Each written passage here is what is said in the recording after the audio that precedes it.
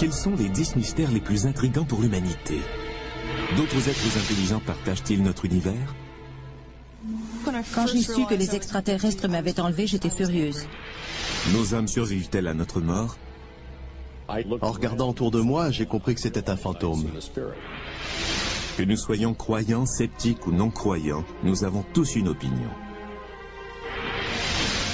Partez à la découverte des phénomènes étranges, sublimes ou terrifiants, que sont les 10 plus grands mystères du paranormal. Le mystère nous attire. Tout ce que nous connaissons sur notre planète, nous le devons à notre curiosité naturelle. Pourtant, de nombreuses questions restent encore sans réponse. Une pluie d'objets est tombée du ciel. Des décennies avant la naissance de la bombe atomique, une explosion inexpliquée a ravagé la forêt sibérienne sur des kilomètres carrés. Sur des champs céréaliers du monde entier, de mystérieux dessins sont apparus d'un jour à l'autre. Voici notre mystère numéro 10.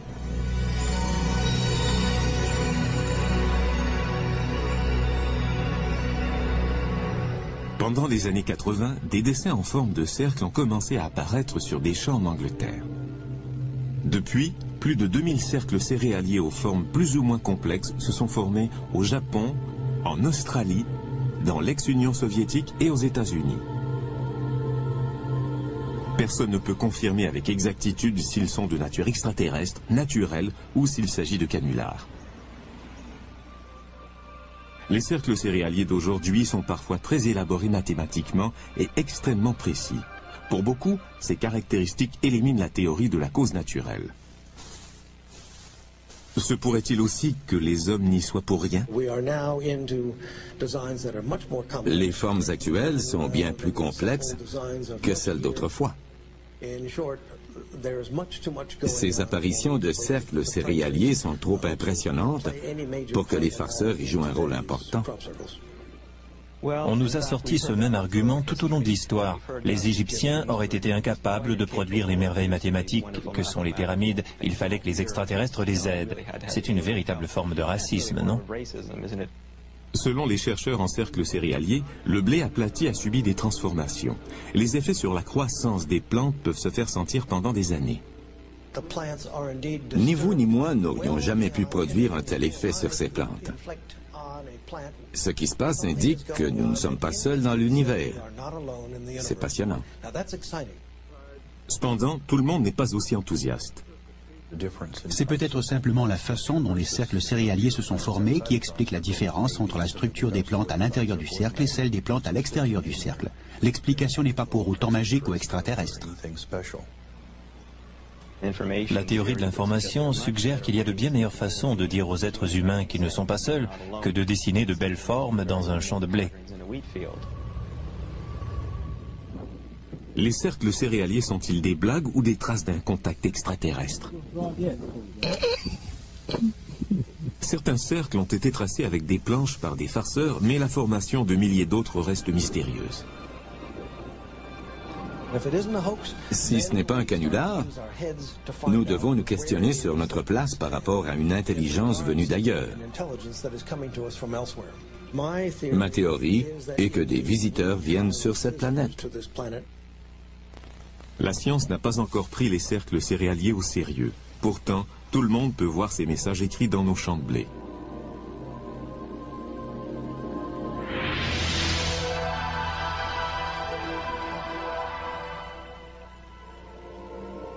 Notre mystère numéro 10 est relié à l'espace, mais se pourrait-il que le mystère numéro 9 nous apporte un message du ciel ?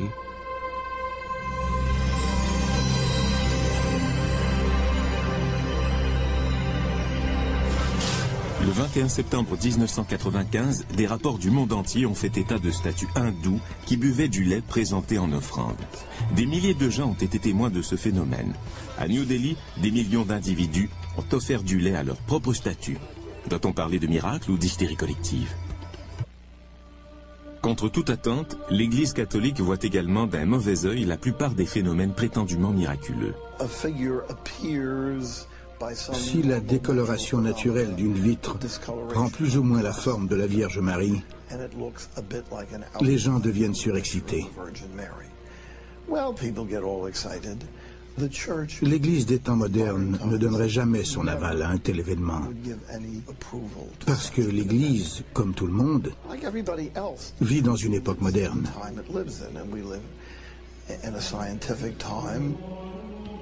Dans un monde où règne la science, où peut-on chercher une preuve de l'existence de Dieu? L'objet le plus étudié de l'histoire de l'humanité est le suaire de Turin. Beaucoup de gens pensent qu'il s'agit du linceul du Christ mentionné dans la Bible.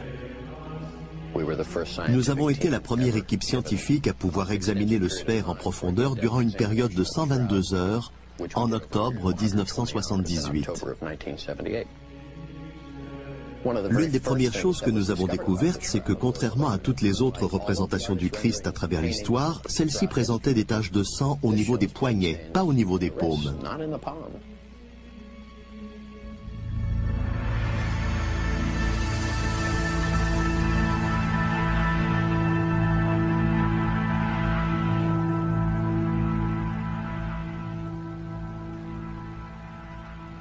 Le suaire comporte aussi des traces de blessures laissées par un fouet romain et des traces de sang laissées par une couronne d'épines. Dans les écrits historiques, une seule personne a été victime de telles tortures et il s'agit de Jésus.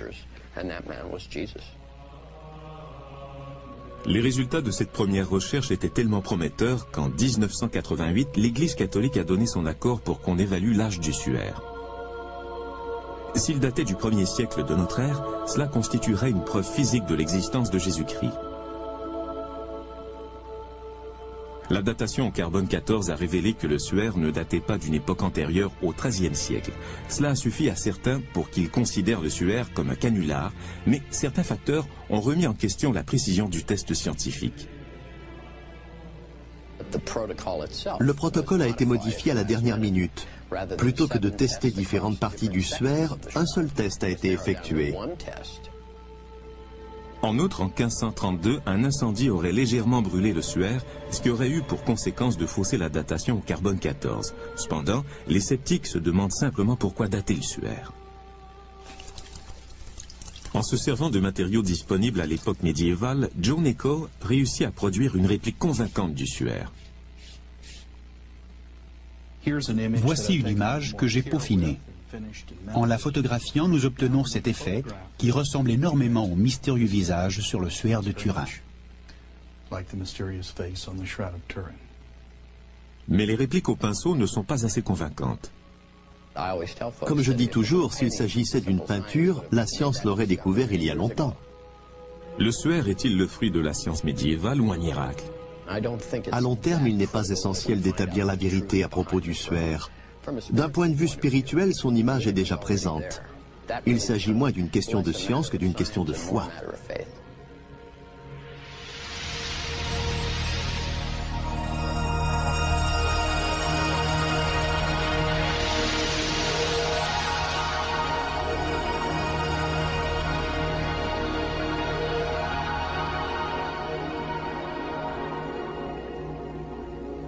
Le mystère numéro 9 remet en question nos espoirs spirituels, tandis que le mystère numéro 8 fait ressortir en nous nos pires terreurs.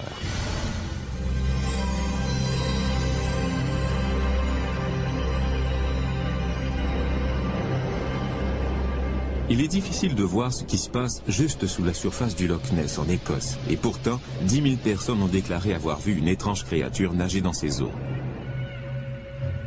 Bien qu'on ait prouvé qu'une célèbre photo du monstre du Loch Ness était un canular, on a dépensé des millions de dollars pour chercher la créature dans le lac.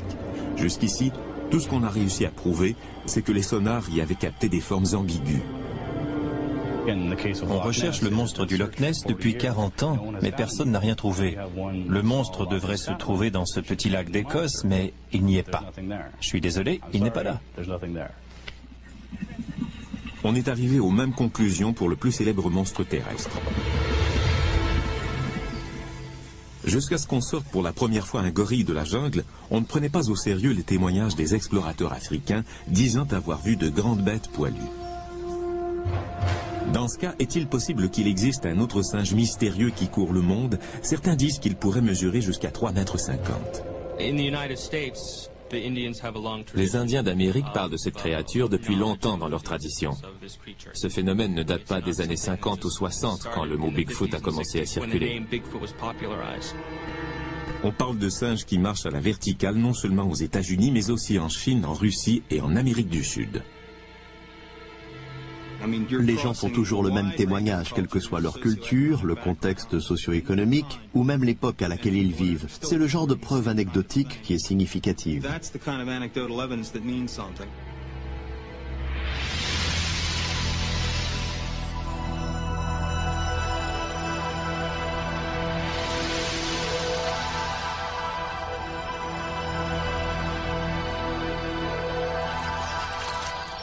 Existe-t-il une preuve réelle de l'existence de cet animal?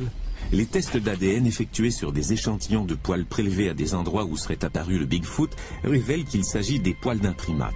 Malheureusement, les échantillons testés sont trop petits pour qu'on puisse en affirmer davantage. Les traces de pas constituent la meilleure preuve. C'est de là que vient le nom Bigfoot, grand pied. Les empreintes de pas existent bel et bien, elles sont mesurables. Un farceur ne prendrait pas le temps de fabriquer des crêtes dermiques, l'équivalent de nos empreintes digitales, présentes sur certaines des empreintes trouvées.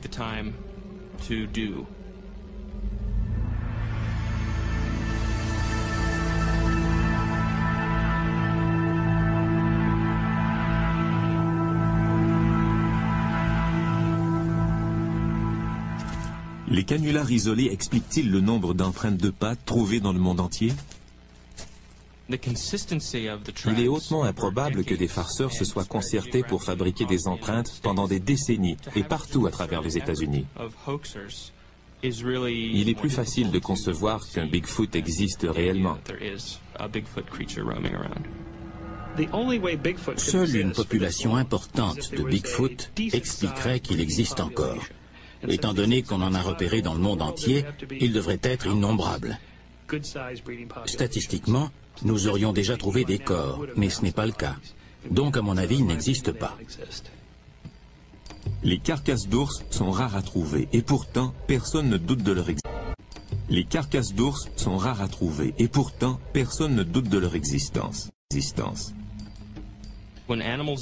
Quand des animaux meurent, d'autres éparpillent leurs carcasses qui disparaissent donc très rapidement. Sans aucune trace d'os, de sang ou de cadavre, le Bigfoot relève toujours du domaine de la mythologie. La seule manière de prouver une fois pour toutes l'existence du Bigfoot est d'en ramener un corps. C'est juste une question de temps. En attendant, les hommes ne peuvent que s'interroger sur l'existence d'un autre primate qui marche à la verticale. Des champs aux forêts en passant par le visage du Christ, ce ne sont là que quelques-uns des 10 mystères les plus intrigants et notre liste devient de plus en plus étrange. À venir, le mystère numéro 7 nous amène à bord d'un navire abandonné.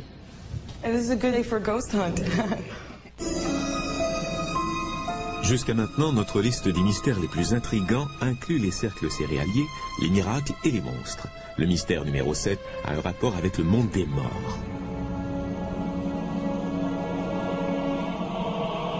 À Alameda Bay repose le dernier d'une grande série de navires de guerre.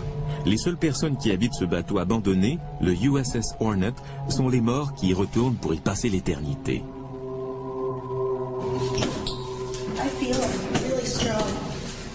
I don't want to. You don't want to? It's in that corner. It's in that corner? It's in that corner, yeah. He burned himself. Ow. And this is a good day for a ghost hunt.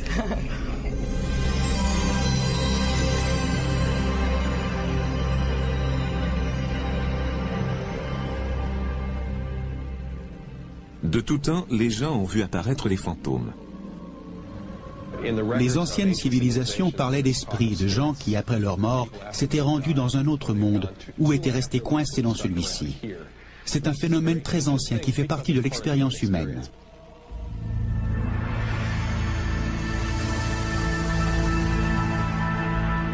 Quoi de mieux que des photos pour prouver l'existence des fantômes? Les photos de fantômes depuis le milieu du 19e siècle sont presque toujours des faux, créés intentionnellement. Aujourd'hui, ces photos sont prises accidentellement.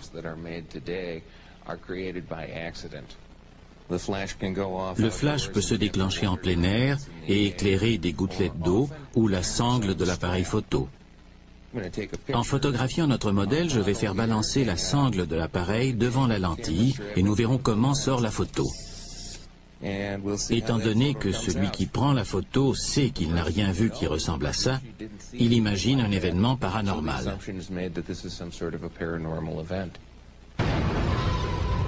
Cependant, que dire des cas où plusieurs personnes déclarent voir le même fantôme? À bord du USS Hornet, 3 personnes disent avoir vu le fantôme du contre-amiral J.J. Clark. I do pick up somebody that is working some was a desk or cabinet or something. Immediately when I came on. En montant à bord, j'ai tout de suite rencontré l'esprit de J.J. Clark, le contre-amiral qui a servi sur le bateau entre 1944 et 1945. Quand j'ai vu l'esprit descendre de l'échelle en dessous de moi, je l'ai regardé droit dans les yeux. Je n'ai pas juste croisé son regard. J'ai vu un homme. Il se tenait debout, les bras le long du corps. Quand j'ai vu une photo de l'amiral, j'ai su qu'il s'agissait du même homme.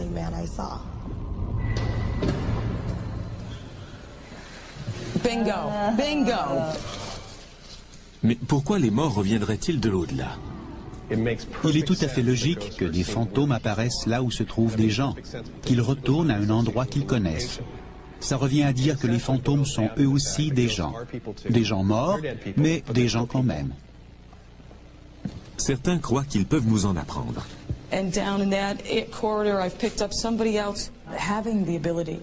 Le pouvoir de voir les âmes décédées m'a permis de comprendre le processus de vie et de mort. Souvent, nous pensons à la vie comme à un processus, mais nous en excluons la mort. La mort fait partie du processus de la vie.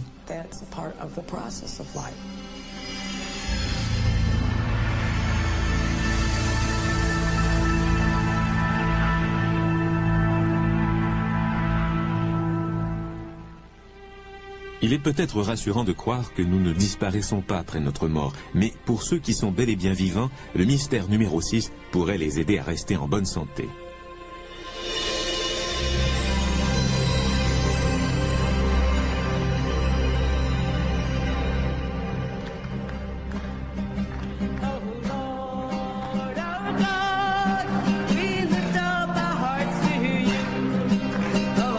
Chaque mardi, le père Peter McCall et Marianne Lacey font des cérémonies de guérison à Dobbs Ferry, dans l'État de New York. Des centaines de personnes viennent se faire soigner par le pouvoir de Dieu. Ils chantent ses louanges et sont guéris par la prière.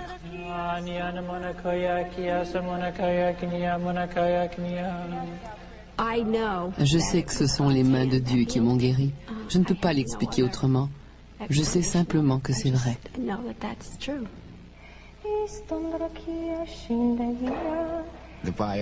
Les résultats de la biopsie étaient négatifs. Il n'y avait plus aucun signe de cancer. Est-ce que je crois que c'est un miracle? Absolument. Aujourd'hui, pour canoniser les saints, l'Église catholique ne prend en compte que les miracles par guérison. Ils sont donc vérifiés avec rigueur. Pour attester l'existence d'un miracle par guérison, il doit s'agir d'un symptôme potentiellement mortel, prouvé par des données scientifiques comme les rayons X.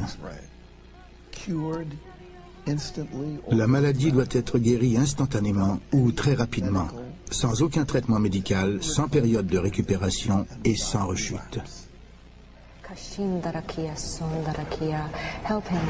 Notre croyance dans les revenants ou dans les guérisons miraculeuses suffit-elle à vaincre la mort? À venir, notre compte à rebours des 10 mystères les plus intrigants nous fait découvrir des corps qui brûlent tout seuls. Certains ont vu des fantômes s'envoler en fumée, mais qu'en est-il des gens qui prennent feu spontanément? Si je ne l'avais pas vu de mes propres yeux, je n'y croirais pas. Il restait une petite portion d'une jambe et du crâne. Tout le reste avait brûlé. Notre mystère numéro 5 est peut-être le plus horrible de tous, la combustion humaine spontanée.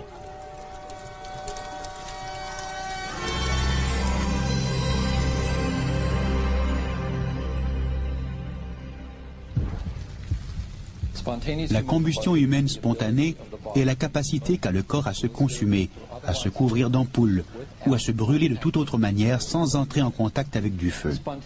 La combustion humaine spontanée est horrible et macabre et, selon la science, impossible. Depuis les premiers cas de combustion humaine spontanée au XVe siècle, on a parfois interprété ce phénomène comme une punition divine. Il y a un siècle, on prétendait que toutes les victimes de combustion humaine spontanée étaient des alcooliques, que Dieu, dans sa colère, châtiait le comportement immoral des gros buveurs.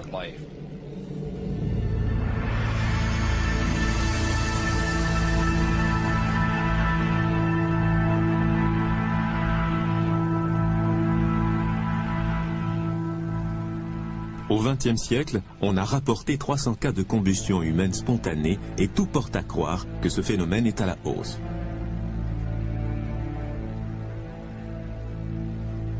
En 1974, le défunt Jack Angel a survécu à un incendie qui, selon les médecins, émanait de son propre corps. Quand M. Angel s'est réveillé d'un profond sommeil, il a remarqué que son avant-bras droit et que sa main avaient été réduits en cendres. Le diagnostic inscrit dans son dossier médical parle de blessures, je cite, d'origine interne. L'un des cas de combustion humaine spontanée les plus étranges et les mieux documentés du XXe siècle est celui du pompier George Mott. Sur le matelas où M. Mott s'est consumé, on a retrouvé seulement la partie de sa jambe droite en dessous du genou. Il ne restait que des cendres du reste du corps de M. Mott, qui pesait 82 kilos.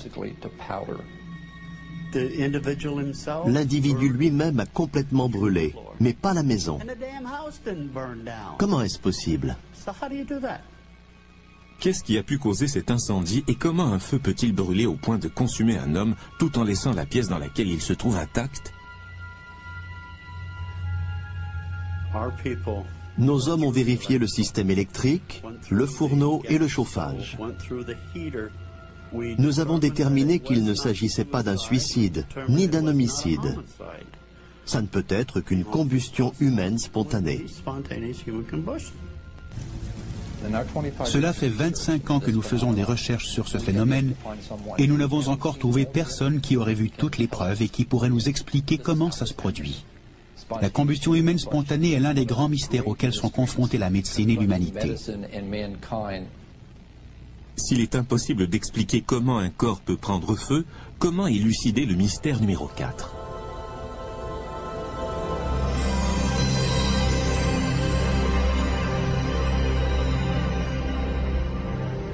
La prédiction est une industrie de plusieurs milliards de dollars. 2 tiers des Américains croient à la voyance et 60% pensent avoir vécu des expériences parapsychiques. Les expériences paranormales font l'objet de beaucoup de tâtonnements, mais c'est justement la raison pour laquelle nous voulons faire des tests en laboratoire sur la perception extrasensorielle.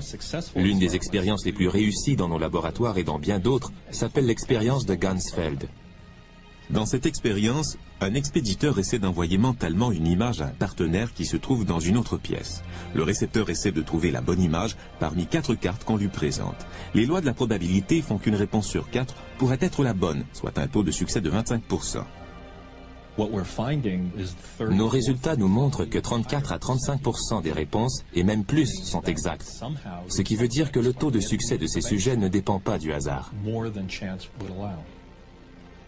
Le succès de telles expériences fait que lorsque les États-Unis ont appris durant la guerre froide que les Russes utilisaient des espions extra-lucides pour s'emparer d'informations et de plans militaires tactiques, ils ont dépensé 20 millions de dollars pour essayer de rattraper leur retard.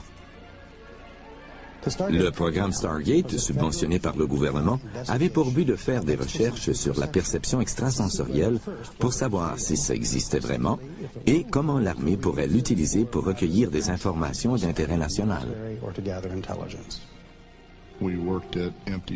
Nous étions assis devant des bureaux avec seulement du papier et des crayons. Nous recevions nos instructions dans une enveloppe scellée. On nous indiquait par exemple qu'une machine avait été perdue et qu'elle pouvait se trouver n'importe où dans la zone nord-est des États-Unis et nous devions tenter de la localiser.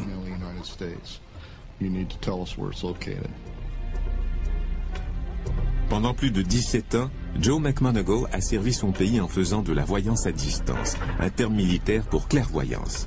En 1981, Stargate a fait appel au service de McMoneagle pour localiser le général James Dozier, enlevé en Italie par les Brigades Rouges. McMoneagle a réussi à indiquer le nom d'une rue, l'étage d'un bâtiment et la description de l'état du général. Tous ces détails se sont confirmés lors de la libération de Dozier. Mon niveau de précision dans l'affaire Dozier m'a vraiment surpris. C'est ce qui est étonnant avec la voyance à distance. On ne sait pas à quel point les informations sont précises jusqu'à ce qu'on s'en serve. Beaucoup de théories tentent d'expliquer comment ces informations sont transmises ou reçues, mais personne ne le sait vraiment. Nous ne savons pas comment les informations se rendent d'un point à un autre. Nous appelons cette anomalie perception extrasensorielle. Beaucoup de théories tentent d'expliquer comment ces informations sont transmises ou reçues, mais personne ne le sait vraiment. Nous ne savons pas comment les informations se rendent d'un point à un autre. Nous appelons cette anomalie perception extrasensorielle. Est-ce que j'y crois? Non. Mais est-ce qu'il se passe quelque chose d'intéressant? Absolument. Qu'il s'agisse de combustion humaine spontanée ou de perception extrasensorielle, les 4e et 5e mystères les plus intrigants sont la preuve que nous ne comprenons pas tout ce qui se passe dans notre corps. À venir, les croyants et les sceptiques s'opposent. Sommes-nous seuls dans l'univers? Notre compte à rebours des 10 mystères les plus intrigants comprend déjà les fantômes et la perception extrasensorielle. Si les esprits et les pensées sont capables de voyager dans l'espace, qu'en est-il du mystère numéro 3? Les objets volants non identifiés? Say, have you all had any reports of unknown flying objects over there? No, we haven't. Oh, okay, I was wondering. We supposedly are having quite an invasion over here.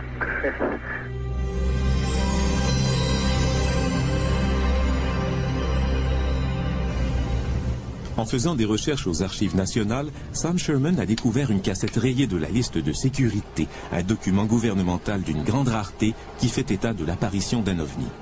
Le 7 octobre 65, à la base aérienne d'Edwards, en Californie, le contrôleur aérien a remarqué que d'étranges objets lumineux survolaient le terrain d'aviation.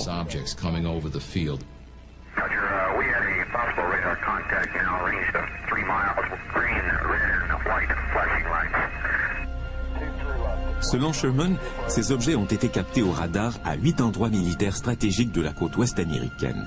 Redoutant la présence d'un appareil ennemi, l'armée de l'air a envoyé ses propres avions en reconnaissance. Cet objet s'est dérobé à lui à toute vitesse et on ne l'a plus revu.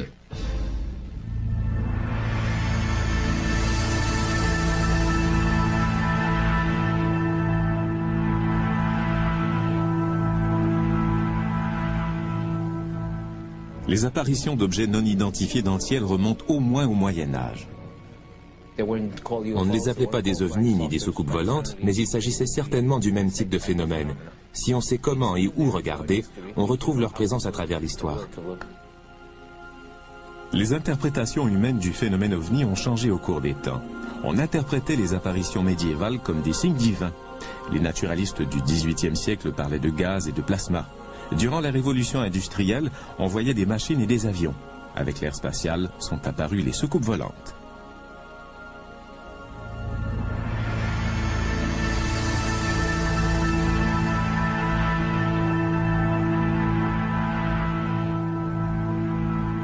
I'm here to discuss the so-called flying saucers. En 1948, les témoignages crédibles d'apparitions d'ovnis étaient tellement nombreux que l'armée de l'air a décidé d'enquêter. Pendant plus de 20 ans, le projet Blue Book a récolté des informations sur 12 600 cas d'objets aperçus dans le ciel, qu'il s'agisse de ballons-sondes ou des phénomènes météorologiques. En 1969, on a mis fin au projet par la déclaration suivante. we have, as of date, come to only one firm conclusion, and that is that it does not contain any conceivable threat to the United States. Il est important de distinguer entre deux questions. Existe-t-il des intelligences extraterrestres dans l'univers et sont-elles vraiment venues ici? On signale des dizaines de milliers d'apparitions dans le monde chaque année. Mais pour la plupart d'entre elles, pour ne pas dire pour plus de 90%, il s'agit de phénomènes naturels. Beaucoup de gens ne réalisent même pas que les étoiles bougent pendant la nuit. Les erreurs d'identification sont nombreuses, mais les ufologues affirment que les vaisseaux extraterrestres ont tous des points communs. Ils ne se déplacent pas du tout comme les avions. Ils tournent à angle droit, s'arrêtent d'un seul coup, effectuent des vols stationnaires, montent dans le ciel à la verticale et descendent comme une feuille qui tombe. Nous ne savons pas à quoi ressemble un vaisseau extraterrestre, mais nous savons à quoi ressemblent nos avions. Si nous apercevons des choses dans le ciel qui n'obéissent pas aux lois de la physique, telles que nous les connaissons, nous pouvons dire qu'elles appartiennent à quelqu'un d'autre qui sait quelque chose que nous ignorons.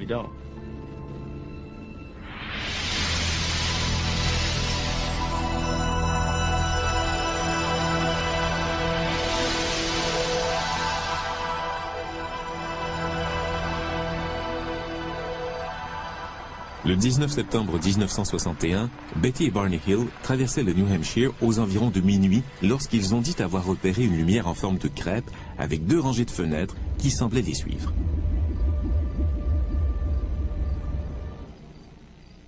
Deux heures plus tard, Barney et Betty se sont réveillés à 56 km au sud de l'endroit où ils s'étaient arrêtés. Sous hypnose, ils se sont souvenus que de petits extraterrestres gris leur avaient prélevé des échantillons de cheveux, d'ongles et de peau. Avec le récit des Hill, on entendait parler pour la première fois du mystère numéro 2.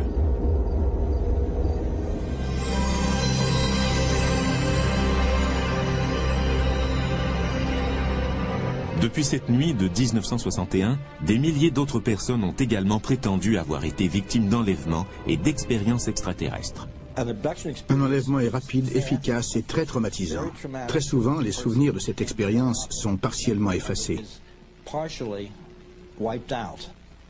La précision des souvenirs ramenés à la conscience grâce à l'hypnose est toutefois mise en question. Il s'agit de faux souvenirs que le thérapeute implante par suggestion dans la mémoire de ses patients. C'est ça l'hypnose, un jeu de rôle imaginaire entre l'hypnotiseur et son sujet. Cependant, les hypnotiseurs pensent être capables de prouver que leur sujet ne se contente pas de suivre l'histoire qu'ils leur suggèrent. Lors d'une session d'hypnose, je pose environ 10 à 20 questions suggestives, des fausses pistes, et personne ne s'est jamais trompé. Étant donné que la plupart des victimes disent avoir été enlevées de nuit dans leur lit, les sceptiques relèguent ce phénomène au rang de paralysie du sommeil. Les gens éprouvent cette drôle de sensation quand ils sont presque endormis, mais encore conscients. Dans cet état, votre corps est paralysé, mais vous êtes encore conscient. Il semblerait que le mécanisme des rêves y joue un rôle.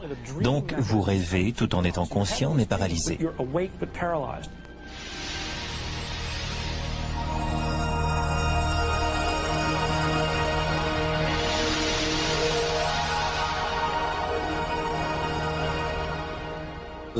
Il y a beaucoup d'autres éléments qui ne correspondent pas à la paralysie du sommeil. Par exemple, il est déjà arrivé que plusieurs personnes issues d'endroits différents soient emmenées à bord du même vaisseau. Quand elles sont habillées, elles reviennent parfois en portant les vêtements de quelqu'un d'autre, comme cette femme qui portait un survêtement en se couchant et qui s'est réveillée avec la chemise de nuit de quelqu'un d'autre.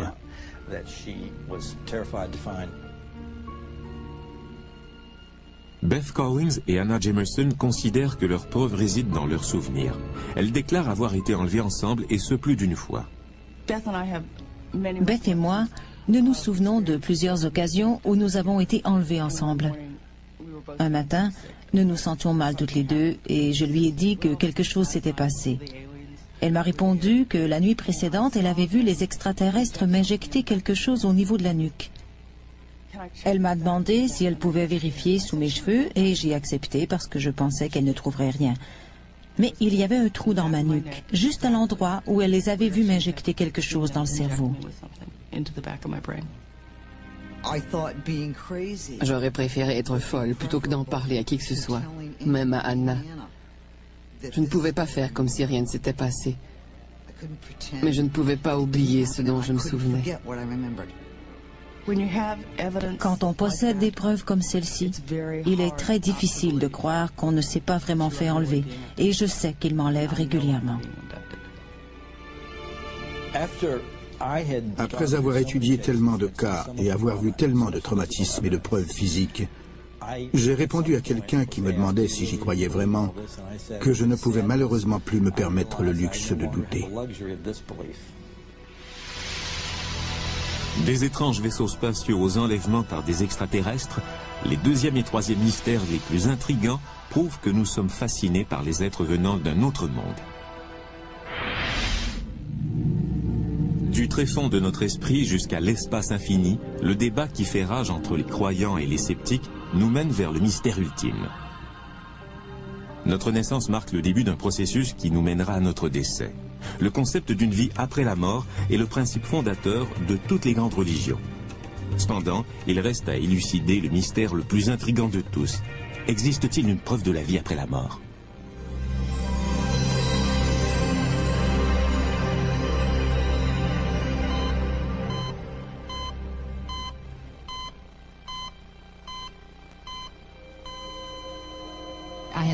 Je n'avais plus de corps et j'étais devenue une petite étoile. À ce moment-là, j'avais l'impression que ce qui m'arrivait était tout à fait normal. J'étais contente de voir que je n'avais plus de corps, que j'en étais libérée. C'était comme dans Star Trek, quand ils volent à une vitesse hyper exponentielle et qu'ils voient toutes les lumières défiler devant eux. Je voyageais à des millions de kilomètres à l'heure. Chaque culture a sa propre conception de l'au-delà. Mais comment se fait-il que nous croyons à l'existence d'un monde après la mort? Depuis au moins un siècle, on s'intéresse à la vie après la mort, aux visites que nous rendent les défunts et à la communication avec les esprits.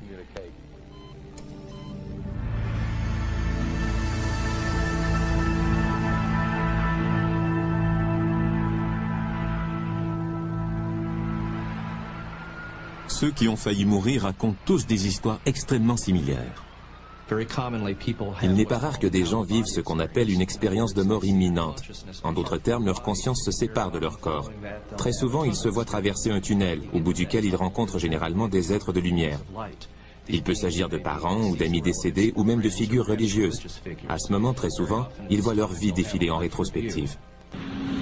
Des tests en laboratoire ont montré que la perte de conscience provoquée par la gravité générait des expériences de mort imminente, la vision d'un tunnel et de lumière blanche. Cela s'apparente à certaines caractéristiques de l'expérience de mort imminente. Environ 15% des gens ont ce qu'on appelle une expérience de mort imminente effrayante. Il y avait des gens torturés, des volcans en éruption, de la boue marron, des gens qui criaient ou qui étaient décapités. Tout ça ressemblait à l'idée traditionnelle qu'on se fait de l'enfer. S'il ne s'agissait que de la réaction physiologique du corps par rapport à la mort, tout le monde vivrait la même expérience. Mais ça n'a pas été mon cas.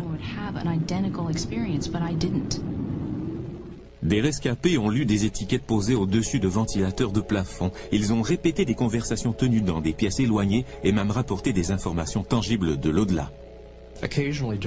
Il arrive que des gens qui vivent une expérience de mort imminente rencontrent quelqu'un qui s'identifie comme un proche qu'ils avaient connu durant leur vie. Or, il se peut qu'ils disent ne pas avoir de frère ni de sœur, et pourtant ils finissent par découvrir qu'ils avaient un frère ou une sœur mort alors qu'ils étaient très jeunes. Ça prouve qu'il se passe vraiment quelque chose. Si des gens reviennent bel et bien de l'au-delà, quel message en ramènent-ils ? J'ai vécu un énorme téléchargement d'informations. Avant de pouvoir me demander si j'étais en train de mourir, j'ai entendu cette phrase.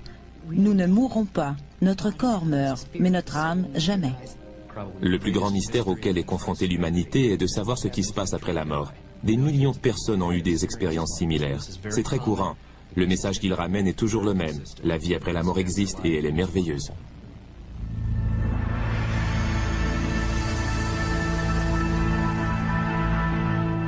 Y a-t-il une vie au bout du tunnel?